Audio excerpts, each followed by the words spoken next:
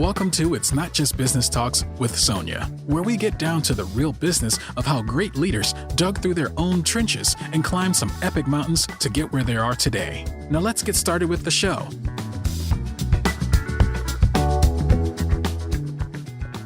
I'm here today with Sally Kennedy, creative director and senior graphic designer for Red Barn Design, which she started with her husband, Rick Kennedy, about 28 years ago when they first had their daughter. She's also a longtime and good friend of mine, so I got the privilege of having her on today. And welcome, Sally. Thanks for joining me. And Sally is in Bend right now, but one of the first things I asked you is, where are you? Because Sally and Rick have a brilliant life arrangement, which is you're pretty untethered and you can go explore pretty well. Is that true? Is that true, or am I making that up for you? No, it's true. It's true. We're certainly houseless. Yeah. We live in other people's homes, either my parents' home or a lot of different house sits that we do. Yeah. Yep. So we've gotten to do some traveling, and we've been doing this for, over 5 years now. By choice. I mean, people say, why are you houseless? Do you need some help? But no, it's absolutely by choice. You're very talented, very skilled. You just wanted to untether a little bit and go see the world, which I think is awesome. And I do know that, and I do know your husband, Rick, of course. When we first started talking off camera, you were actually telling me a little bit about Red Barn Design and some history around that, which I actually think is pretty fascinating. Would you be willing to share it again? This is a little repeat, but basically how that's shifting. Yes. Yeah. So, we started Red Barn when I was pregnant with our daughter. I wanted to be at home and kind of knew I wanted to do that. We always felt, and you talk about God on your podcast, so that's not weird. We always felt that Red Barn was the means that God gave us to be able to work together at home and be able to both be home with our kids and raise them. So it's never been, it's never grown past just the two of us. We've always hired contractors and done that sort of work. But it was getting to a point, and then especially when COVID hit, it really just, because of the kind of clients we had, it just kind of went down for several months, and it gave us an opportunity to catch our breath and start thinking about, what is it that we want to do moving forward. Have you read the book Falling Upward, Richard Rohr? Yes, love it. Okay, so one of our favorite books. Yes, so we built our box in our early years, right? We built this box. Yep. Now what are we going to fill this box with? Where do we want to go with this? One of the first things that we kind of started feeling was it's not as meaningful as it used to be. It wasn't, the work wasn't as compelling as it used to be. Yeah, you said designing junk mail was not inspiring it's anymore. Just one too many crappy postcards that I'm sending to printers and just thinking, no, there's got to be more than this. Yeah. Rick had been trying for years to get out of web development. He likes doing the front end UX design part of it, not so much the back end stuff. That it's all become super fractured. There's a million different ways to build a website. Yep. It's kind of chaotic. So he was growing weary of that. The pandemic gave us a chance to reset. So we both started working on some personal projects. One actually that I didn't mention earlier. We started something called Love Plus Work. We wanted to work together to kind of help couples make their marriages stronger. Excellent. Who can't use that? I'll sign us up. And even with a great, strong marriage, it's always wonderful to have. Right. And we're not therapists. We're not licensed counselors. We don't have that. We just have some ideas about how to make your marriage better. More of a partnership. It's partnership marriage. We actually created something called the 21-day partnership challenge, which if you Google, you will come to our website. Okay, I'm writing that down. 21-day partnership challenge. Okay. Yeah, it's just .com. And if you go there, you can download for free our 21-day challenge. So there's 21 worksheets that you would get as a PDF. And then you just walk through them. There's things like cooking a meal together and give each other a back scratch. And, they're very simple things from that all the way through, like figure out your Enneagram number and do some work about, what your dynamics are together as a couple, or what are your love languages, or Clifton Strengths Finder, right? Yeah. What are your strengths and how can you partner together using your best strengths instead of kind of warring against each other, which we did for years before we learned that part. So, and by the way, out of curiosity, I'm dying to know, what is your Enneagram type and what's Rick's? I am a 9 with a strong 8 wing, which practically means I get terribly outraged, but I'm too lazy to do anything about it. Oh my gosh. And then Rick 2 with a strong 1 wing. Got it. So he's, the whole 2 thing is like, he is so caring of other people. He sees what other people's needs are. Yeah. The shadow side is that he throws himself under the bus all the time to help people who aren't asking for help. So, we all have have it. There's no side and our shadow side. So yeah, exactly. And it's great to know that about each other and yourselves, because that's been amazing for me. And as you know, Todd is a 9, and when I see him not, jumping in or acting or making a decision or engaging in any kind of conflict, right? Instead of being impatient about that, I can go, okay, he just needs a minute to process that. And and he's avoiding right now. And okay, but if you don't know that, you can find your partner quite frustrating if you don't understand that they're just operating out of some the Enneagram's a brilliant, it is brilliant thing. Brilliant. And you know what? You're not the first person. I would say, if not half the people on this podcast have brought it up. So I always ask everyone, which number are you? Because it's so powerful. And if people haven't used the Enneagram, get on it. I bet the pastor that I'm about to talk to next is going to talk about it too. Probably. Yeah. It really wound up this last 10 years. It's kind of out there everywhere. And I love that. I think it's great because it has been so helpful to us. I think, and depending on how far, down the rabbit hole you go and kind of what your emotional maturity is, I also see maybe emotionally less mature people using it as a weapon. Mm-hmm. Because any useful tool can also be used as a weapon. A hammer can pound nails into a deck, and it can also wreak havoc. So, so that would be a very unfortunate use of such a spiritual foundational tool for sure. Right. So, so the 21-day partnership challenge, I'm going to check it out immediately. I think that's great. And I will also put it on the website, because if people want to check that out, but you also are a brilliant chef. I have had I'm going to call you chef. I can't cook. I call myself a cook. Okay. I'm not trained. I feel like a chef is somebody who has done the training, gone through the classes, and they know the right way to hold their knife, and they know what they're doing.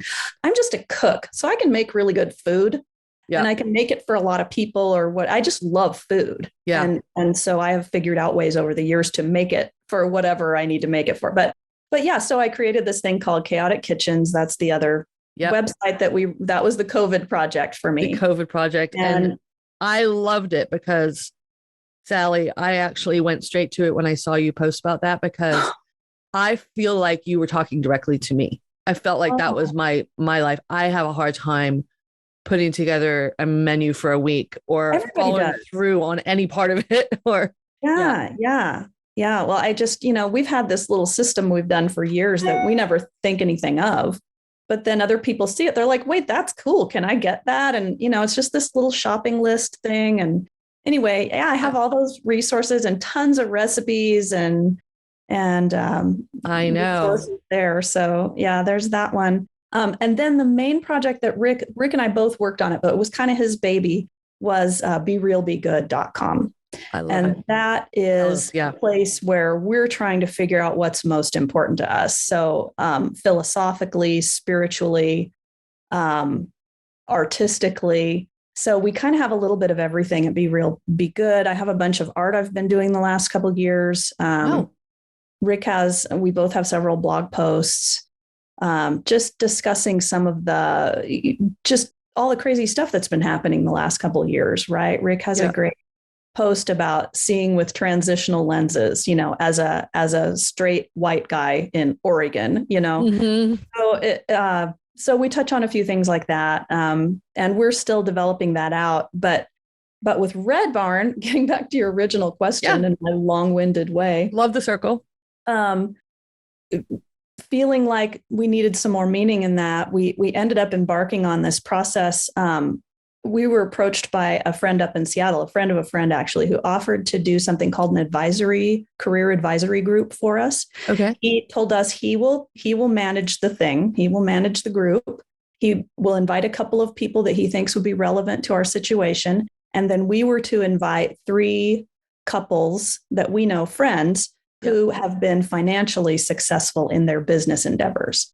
So we did that. We invited people. It took several months to get it all organized and put together. Mm-hmm. He had us create a spreadsheet of, he said, I want you to put everything you guys have ever done together on this spreadsheet. Everything. I want you to put what you did, why you did it, what was the outcome, and what did you learn? And that right there, like that took us a month. Right. Because we've tried all these different things. We've been involved in these groups and home groups and, vocational stuff and all kinds of stuff. We put it all on there and we sent it out to everybody. And then we met and experienced 2 of the fastest hours of our lives when they just peppered us with questions about, why have you thought about doing Red Barn this way? Or have you thought about doing this with Love Plus Work? Or what if you combine this and this? And it just, you get in your little tunnel and you can't see the forest for the trees sometime, I think, Yeah, absolutely. And, but I want to ask you though, just before you carry on with that, you said that you felt like somehow you got this feeling, correct me if I'm saying it wrong, that you needed more meaning out of your work. What does that feeling feel like? How did you know? It can't just have been like, ooh, I don't like sending junky postcards out for carpet cleaners or whatever. I mean, if it's, I think a big piece of it feels like burnout, frankly. You've been doing the same thing for 25 years and, and you've had a long time to see what the effects are of that. Right. Yep. And for me personally, the effect was I'm not giving myself a lot of opportunity for growth here because I can do most of the stuff in my sleep. Yeah. Right. So you were tapping your. Right. Like the bar is low here. Like maybe it was high for me at one point, but now I'm like stepping over that as I stumble out to get my coffee in the morning. Like it's not, there's no challenge. There's no, and I've got all this experience now, right? Like I need to be using this experience, even as a graphic designer, just as a senior graphic designer, to be able to talk to a client and see much further down the road. It used to be a client would come to me and say, can you design a logo? Here's our thing. And here's our colors. Oh yeah, sure. I'll design that logo. Yeah. Well, now I'm like, have you done your persona work? Who's your audience? What are your segments? And who are we talking to? And what colors do they like? I don't care what colors you like. Who are you selling to? And what, like there are all of these other questions and how old is your audience? Who do we need to be designing for? Yep. And what is their expectation for mobile devices and mobile versions of their website? And, there are so many other questions that I can ask now. And yet I'm still with these kind of old clients that are really expecting just to, hey, can you jump through this hoop? Oh yeah, sure. I'll jump through the hoop. It's production work. Like, no, that's not enough anymore. So if I heard you correctly, the meaning was in growth, challenge, yes, vision, so you can see farther or see bigger than the space you're in. So you kind of responding to that call of for meaning being vision, growth, and challenge, right? Because I wonder if that, because we've all gone through it. I mean, we've all gone through that in some form or other. And for you, it was vocationally, and I've certainly had to continually grow and expand the work that we do in our organization for the same reasons, right? For meeting and challenge, and then hand select certain clients. Like I want to support the houseless task force, or I want to support the LGBTQ community, or I want to, regardless, but because I know that when we're doing that, we're bringing meaning to it. But defining meaning is hard because it's not, you'd think it was money for a lot of people, but it isn't, because you give them all the money in the world and they're certainly not any happier. Right. Or better.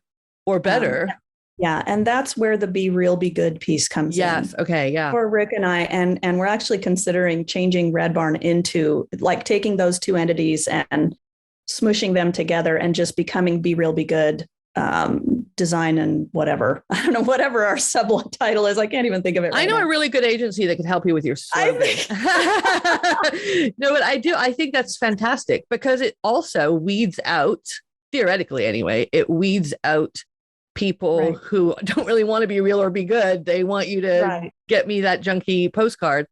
And I mean, I think from our agency's perspective, our agency website is the 100% opposite direction of most agency websites, because they say, okay, we're going to make you more money and we're going to do this and we're going to do this. And here's all of our data. And ours is just art, like in your face, bold pictures. And people who don't like that, they turn away right away, which is great because we don't want to work with those people anyway. Right. It's a qualifier. Yeah. It's a qualifier. And that was kind of the conclusion we came to is we don't necessarily have another business that we want to create, but what if we just work with companies who are like that and promote them? Yeah. The idea is to then find new clients that are more stakeholder focused, B Corp type companies, companies who like their why is more than just to make a bunch of cash. Exactly. Like their reason for getting out of bed is because they had a really great product or service or idea, and they can't wait to get it to people because they know that people need this and it will make their lives better. So they're interested in their customers and they're interested in their staff and they're interested in the community at large. If it's a local organization, or they're interested in the environment, if it's a large organization, right? Like it's not just, we're going to make as much money as we can for the shareholders and sayonara, we're out, right? Like, nope, it's got to be better than that. So, and I think, honestly, most companies do start out that way. I think people start out with, gosh, I'm really good at this. I should do this for a living, and look, I can help people and I've got a great thing. I can make their lives better with this thing that I do or make or whatever. So, then, yes, like you said, 30 years later, they're a corporation with a board and the original heart has maybe shifted. Right. And I couldn't agree with you more. In fact, the three things that you told me about today, Be Real, Be Good, and your 21-day and your chef's kitchen, chaotic kitchen, are all for that purpose. You basically are saying, I have something that I'd like to give you for free to try because it will make your life better. So there's meaning in that too, isn't there? There's meaning in sharing good things. Yes. Yeah. And so those were kind of these meaningful things. But when we got in our career advisory meeting, people started asking, well, why can't you take the meaningful piece of that and add it into what's already, at least kind of profitable business, and why can't you make that business stronger? Because you are in this industry. And, we had some other friends that were in the meeting that are actually, he's an art director at Nike and she's, has her own agency. And so they're in the same industry as us. And they right away were like, yeah, Rick, no more development for websites. And Sally, you're not charging enough.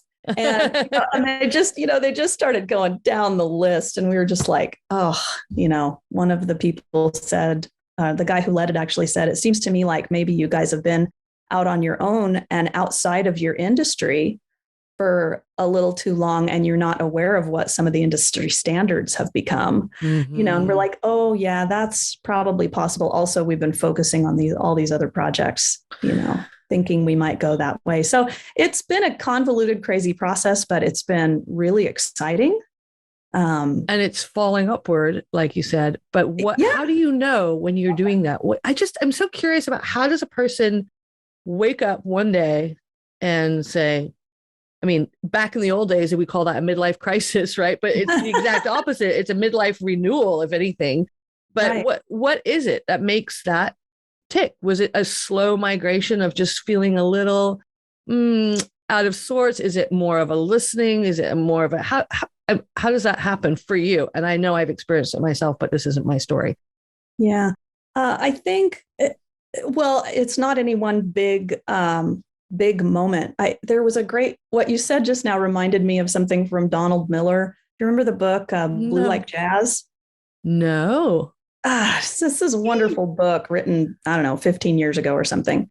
Blue Like Jazz. really fun. He's actually a business guy now, and he has this whole like marketing thing that he does, Don Miller.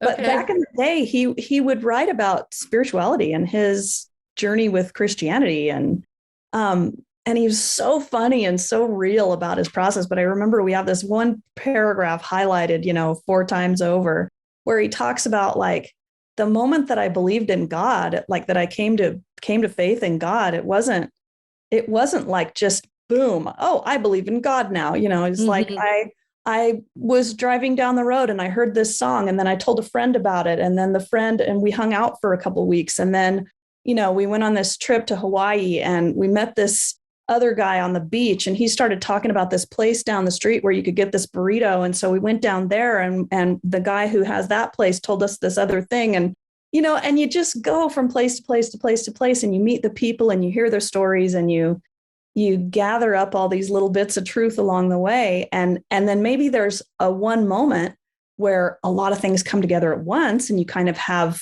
those aha come to Jesus moments, maybe literally, right? I think there are some of those, but I think there's a lot that builds underneath before you get to that moment. I think that's true most of the time. So. Yeah, that's actually pretty profound. I'm just thinking about that for, because there isn't necessarily, I know that there are, and I have friends and many friends who have said there was a moment when that it was, or, and it's written in every book, from children's books to deep philosophical books, like being struck by lightning, or the aha moment, or the come to Jesus, or whatever that is, that moment. But that's not really how it really necessarily all works. I mean, not for me anyway. Not for me. For some, maybe for some people. I think, there are as many stories as there are people out there. I know for me, like with my spiritual beliefs, I mean, there was a moment before Rick and I were married, and he actually asked me, who do you believe Jesus was? Mm-hmm. Very straightforward question. Yeah. And I kind of had this moment of like, holy crap. I think I actually think he was who he said he was. Like, I think maybe he was really the Son of God, like divine Son of God. Like, he meant like, what? And then Rick's like, okay, good, cool. And he left. He just left you with that thought. Oh my gosh. What the hell just happened? And I was like, I don't even know what to do. What do I even do with that? That's not me. I don't believe in that foolishness. I don't align with those people who say they believe that. I'm not like that, like it was just astounding to me. But looking back, hindsight's 2020. It was 3 years building to that moment. Sure. It's conversations with friends in college and traveling and meeting, talking to Rick, and he and I going back and forth between, he was in New York and I was in Portland. We wrote letters that took back in the days of letters, those were beautiful. There. Yeah. And, so, and long distance phone calls that cost us, $20 a shot. And, but I think what I'd like to reiterate about that, because I did not grow up in the Christian faith. I did not grow up in a Christian family. I didn't grow up in a Buddhist family. I didn't grow up in a Muslim. And I'm not even saying that they were agnostic or atheist. There was no information. There was no discussion about the matter altogether. Right. So, it would never have occurred to me, although caveat on the side, it actually did occur to me. But for most people, it wouldn't occur to them to wander into a church building, even if it's beautiful music and it's a Sunday and the doors are open and you're welcome. It still wouldn't occur to most people to see if they can find God in there or get an education on Jesus or anything, because it feels like that's like a club that you're not in. And how intimidating would that be to kind of say, right. I mean, we've all look at me and and I don't know, and I don't know what to do. Do I sit or kneel or stand or what? Or I never. And it doesn't. No. I would know. Yeah, and I actually did, weirdly enough, at one point, just because I'm a curious I was a little rugrat, and I was like, what is going on in there? I want to go find out. But what you just said about how there's sort of a culmination of moments and experiences, you can have a moment, in my opinion, 3 years into sort of serendipitous experiences, or just a sense or a sixth sense, or it doesn't matter, where you can just be sitting on a park bench and in that moment go, oh, I feel this. Yes. And you can have that without ever even opening a Bible per se. Yeah. Right. You can really, I truly believe, and this is my question for you, that God or I am, or whatever anybody wants to call it, regardless of what faith that is from, doesn't need you to walk into a church to get close.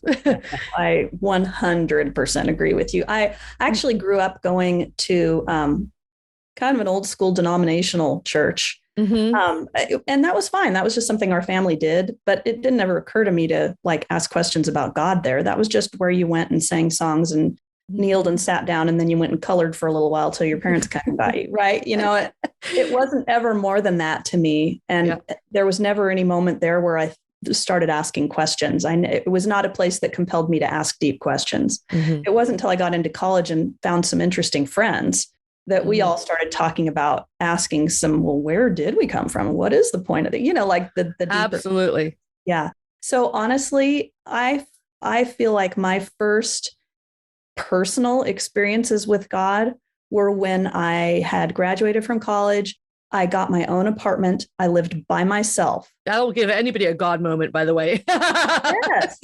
And it did. And the moments were, you know, walking down Northwest Portland by the park on Hoyt Street, you know, and looking at flowers coming up through the cracks of the sidewalk and just thinking, that's a freaking miracle.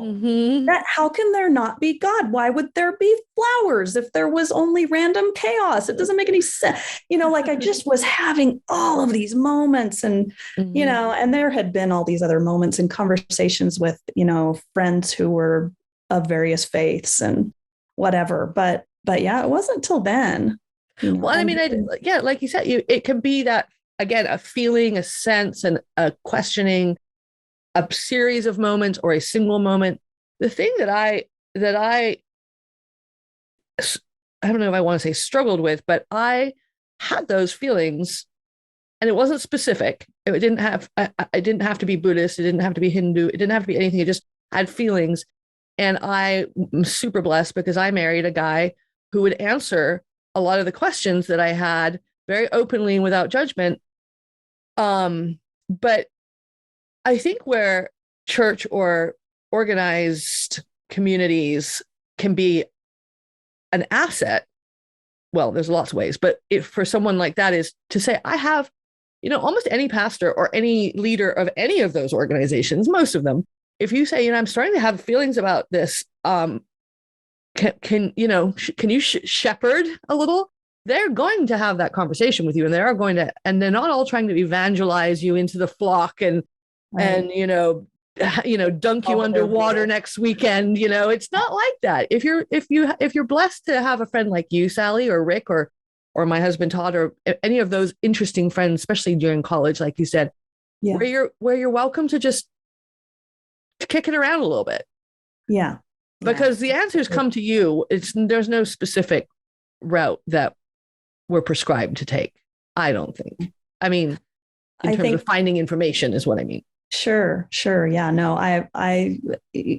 God uses anything. But there was a line from that book, you read The Shack? Yeah.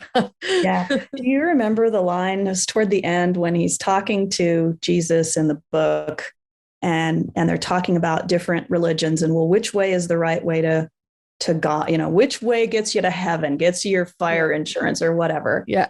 And he says, well, wait, are you saying that all paths lead to God? And the Jesus in the book answers the most brilliant answer. He says, no, I think most paths lead nowhere. What I'm saying is I'm willing to walk any path to get to you. Oh, that's amazing. That just gave me goosebumps. Goosebumps. Yeah. I'm like, that's something I can get on board with. You know, I'm not interested in walking around making people prescribe to my thinking or my way or my hobbies or the food I like. I mean, give me a break, right? People are so different. God uses everything to get our attention. Everything. I mean, I was reading all kinds of New Age literature, Jonathan Livingston Seagull. I had Jonathan Livingston Seagull when I was like 15. Those were really important books to me in my journey. Those were the books that I feel like woke me up out of kind of this more childlike, just, floating along, not really thinking about anything, to then asking the deeper questions, And that's it, asking the questions. But I'll tell you, I will speak from my own story. I was terrified to ask questions at first because, but not from Todd, but prior to Todd, because I felt like there was just, don't laugh, but this is truly how I felt. I felt like it was a trick to trap me and evangelize me. And then I was going to have to go to church every Sunday, and it was going to be this whole, and I was terrified, but still curious enough to be like, but I want to see what's in there. But I was terrified of Christians, to be honest with you. Yeah. And actually not just Christians, people of any faith, because it just felt like as soon as you say, I have a question, they go, swoop you up. And that's the end of that. You. And when so many Christians are behaving as badly as they are across our, especially American culture, there is no reason for anyone to want to ask them anything. Right.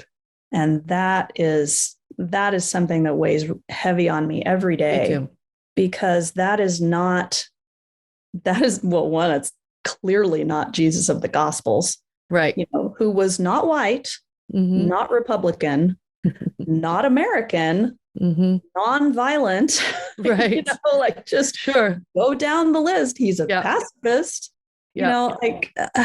he doesn't think your gun is cool. Yeah, no, he doesn't. There's nothing in there that would make anybody think he would. So if that is the fear, if that's a real fear for some who it was for me, what could you or I tell someone? What's the other side of that coin? What's the love that it feels like? If you're, you don't have to go into a building, and you don't have to, pick up a Bible and start by Genesis and get all the way, you don't have to do all of that, right? To feel and experience and be with I am. But how do you describe that for someone who's not approached that, but may have those questions? Right. That's such a good question. And I think it's a different answer for every person I meet. I have some friends who I love deeply. They're just some of my very best friends, are very closed to any talk at all of Jesus or spirituality. They're just not comfortable going there. And I think oftentimes it's maybe because of like a childhood experience that scared them, or, something that happened at somebody's house, or, like my own mom. She went to a friend's house when she was a very little girl, 5 or 6 years old.